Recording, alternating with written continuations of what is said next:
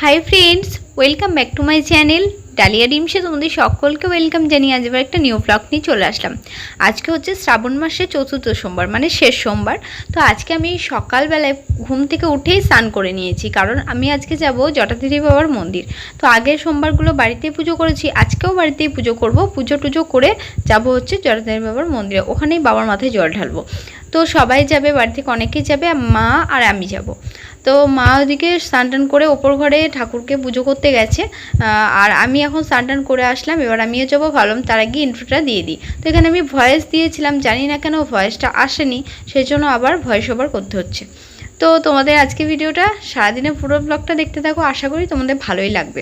তো চলো এখন যাব আমি ওপরে গিয়ে ঠাকুরকে, বাড়ির মহাদেবকে আগে পুজো করে নেব, তারপর যাব জটাধারী বাবার মন্দির। তো মন্দিরে অনেক ভিড় হবে, সেই জন্য বাড়িতে আগে পুজো করে নেব, আমার বাড়ির মহাদেবকে আগে পুজো করব, তারপর মন্দিরে যাব। তো মা এদিকে পুজো করতে লেগে গেছে, মা আগে পুজো করে নেবে, তারপর আমি করব। তো মা এখানে বাবার মাথায় জল ঢেলে নেবে। মা আগে যে প্রসেসগুলো থাকে, মানে দই, তারপরে মধু, ঘি সব কিছুটা দিয়ে আমিও দিলাম, মাও দিয়ে দিয়েছে। তো এখানে আমি মহাদেব বাবাকে স্নান করিয়ে নিচ্ছি, তারপরে হচ্ছে পুজো করব।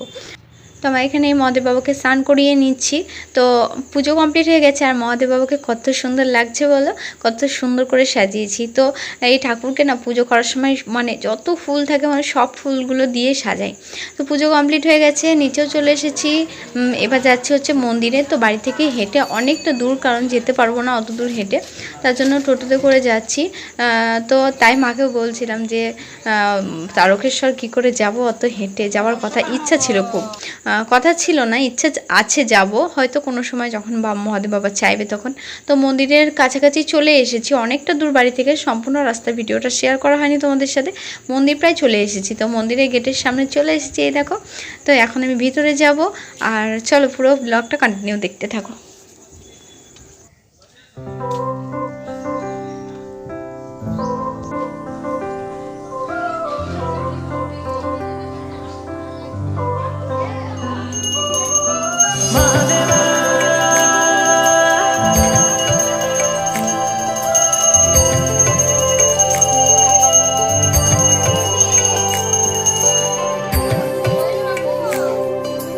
भोलेनाथ शिव शंभू तेरी शरण में हम हैं आए, बस लीन रहे तेरी भक्ति में और कुछ भी ना हमको सुहाए।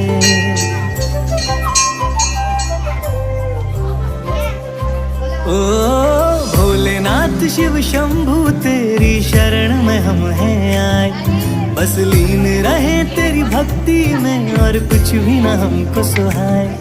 देवों के देव मेरे महादेव, हम तेरा ही ध्यान लगाए, इस रोम रोम और कण कण में प्रभु तुम हो समाए, तुम हो समाए। शिव की रात है, घर घर में महादेव है सबने सजाए, बड़े बोल्ड और सण से का महादेव को भोग लगाए। शिव की रात है, घर घर में महादेव है सबने सजाए, मेरा रोम रोम और कण कण गाए ओम नमः शिवाय। महादेवा ओम नमः शिवाय, ओम नमः शिवाय, ओम नमः शिवाय, ओम नमः शिवाय। शंभो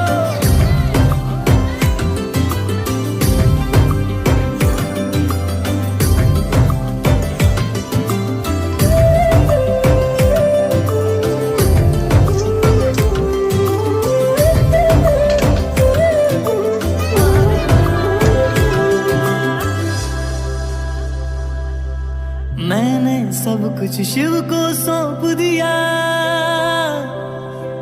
हर क्षण बस महादेव का नाम लिया। ओ मेरे बाबा जी ने हर दुख हर लिया,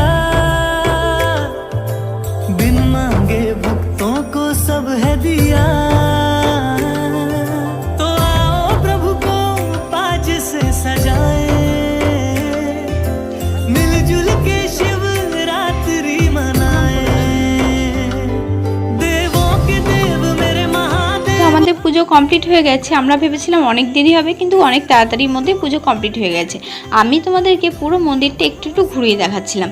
এখানে কিন্তু শুধু জটাধারী বাবার মন্দির না, প্রত্যেকটা ঠাকুরের মন্দির আছে। আর এই জায়গায় যে একবার আসবে না, তার বাড়ি যেতে ইচ্ছা করবে না। আমার তো এখানে আসলে বাড়ি যেতে সত্যি ইচ্ছা করে না, মনে হয় যেন এখানেই থাকি।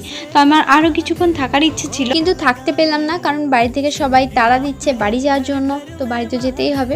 আর এখানে আমার ইচ্ছে ছিল তোমাদেরকে প্রত্যেকটা মন্দির ঘুরিয়ে দেখাবার, কিন্তু দেখাতে পারলাম না, কারণ এত তাড়াতাড়ির মধ্যে এত মন্দির দেখানো সম্ভব না, কারণ অনেকটা বড় জায়গা। আর এখানে শুধু জটাধারী মন্দির না, প্রত্যেকটা ঠাকুরের মন্দির আছে। আর আমার জটাধারী বাবা খুব জাগ্রত।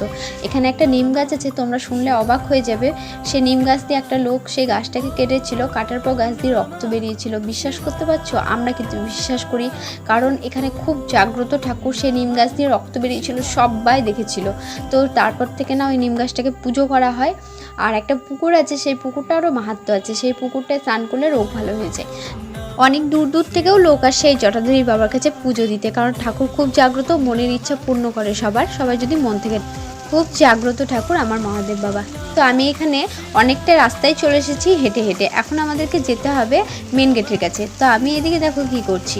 আমার এই মিনির জলটা না আমি কখনো হাত দিয়ে দেখিনি। সবাই বলে নাকি খুব ঠান্ডা জল। আমি গ্রামের মেয়ে, অথচ গ্রামের অনেক কিছু আমি দেখিনি বা জানিও না। তো এই জলটা ভাবলাম একটু হাত দেবো, কিন্তু পারলাম না। সামনে অনেকটা কাদা ছিল, পার হয়ে যেতে গিয়ে যদি পড়ে যাই, ওই জন্য আমি আর রিস্ক নিলাম না। তো আমি আর রিমু এদিকে হেঁটে হেঁটে আসছি। মারা অনেকটা দূর চলে গেছে, আর আমি আর রিমু অনেকটা আস্তে আস্তে গল্প করতে করতে যাচ্ছে। আর এত পরিমাণ রোদ উঠেছিল কি বলবো, পুরো মুখ মাথা গা রোদে পুড়ে গেছে। আর চারিদিকে সবুজ ঘাস, পরিবেশ এত সুন্দর লাগছিল দেখতে। কোনো একদিন বিকেলবেলায় তো আমি আসবই, আর তোমাদের সাথেও শেয়ার করব। তো এখন আমি টোটোতে উঠে গেছি। তো এই দেখো জটাধারী বাবার মেন গেট। তো টোটোতে উঠে পড়েছি, আর এত পরিমাণ ঘেমে গেছি দেখো। ওইখান থেকে অনেকটা এসেছি তো হেঁটে, আর পুরো রোদ প্রচুর ছিল, মুখ পুরো কালো হয়ে গেছে রোদে, সবাই ঘেমে গেছি। তো এদিকে আমরা যাচ্ছি এখন, একটু টোটোতে হাওয়া লাগছে, কিন্তু যাই হোক ঘেমে গেছি আর মুখটা পুড়ে গেছে। আর ওইদিকে রিমু সাইকেল করে আসছে, ও অনেকটা দেরি করে এসেছে, তার জন্য পুজো তো দেখতে পাইনি। আবার আমাদের পুজো হয়ে সব মন্দির টন্দির ঘুরে যখন বেরিয়ে আসছি তখনও আসে। আর ভিডিওটা আমার হয়নি, ওই জন্য ভাবলাম ও যদি যেত তাহলে বলতাম যে ভিডিওটা আমি যখন মহাদেব বাবার মন্দিরে মাথাতে জল ঢালবো তখন ও ভিডিওটা করে দিত। যাই হোক ভিডিওটা তোমাদের সাথে শেয়ার করতে পারলাম না। অফ টাইমে যাবো, যখন ভিড় কম থাকবে তখন যাব, তখন গিয়ে তোমাদের সাথে একদিন পুরো মন্দিরটা শেয়ার করব। তো বাড়িতে চলে এসেছি, এখন আমরা বাড়ি যাব, বাড়ির ভিতরে। তো দেখো এটা হচ্ছে আমাদের বাড়ির মা দুর্গা।